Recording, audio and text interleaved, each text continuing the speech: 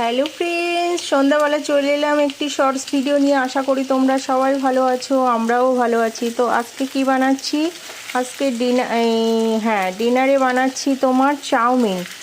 আমার ছেলেকে জিজ্ঞেস করলাম, বাবু রাত্রে ডিনারে চাউমিন খাবে? বললো হ্যাঁ মা খাবো।